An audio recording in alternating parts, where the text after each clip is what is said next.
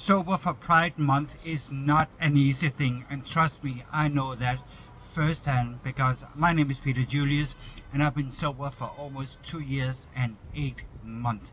So yeah, I know that Pride Month is going on all over the world at the moment, and I also know that there's so many of us who doesn't drink because actually we can, because we don't know how to stop. So yeah, I'm just going to be sharing a little bit of tips here in the video, how I'm going to be handling a pride here in Torremolinos where I live, because there's a huge gay pride here on Saturday. Last year I also went, and I actually felt like an outsider. And this year I am fully 100% committed to stay out with my friends, maybe not too late because I'm always in bed by 10. So I made a little list here. So hopefully that some of the advice I'm going to be giving you, there's something you can help, or if you know someone who is sober and you want to support them during Pride Month or for any other big events or festivals for that matter. I'm just talking about Pride Month because yes, we are here and we have a beautiful flag that is one of them. I just saw there was so many more. That's not in this video.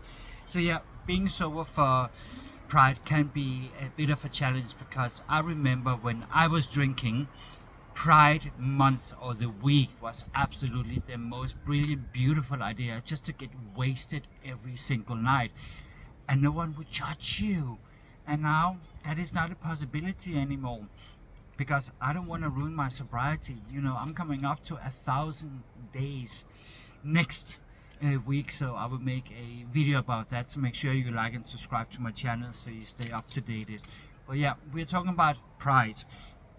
And if you are one of those people who is recently just got into sobriety, congratulations, I'm proud of you, and I guarantee it will be easier day by day, step by step. And just remember, one thing at a time, one day at a time, and one step at a time. So yeah, I would also recommend, you know, if you are supporting someone who is in sobriety, make sure you kind of keep an eye on us, because you know there's a lot of temptation and a lot of people handing out free beers, wines or cocktails, and that's a no-no. We cannot do that. Make sure your friends who are sober, that they do have something to drink, obviously non-alcoholic.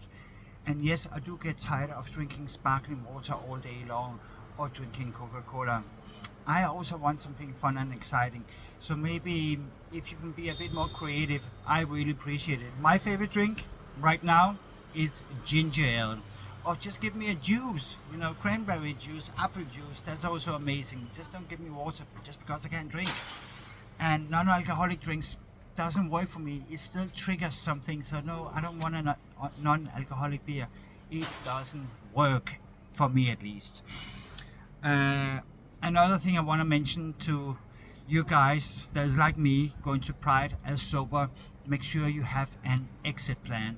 When the party is becoming too much, when people are getting too drunk or maybe too high from drinking, taking drugs, and you start to get, you know, that little sensation, oh, maybe I could just have one shot, or maybe I could just sneak around the bar. Please do not do it. Contact someone you know in your friendship group, or maybe you have a sponsee. There's a huge community out there. There's so many more people that's not drinking.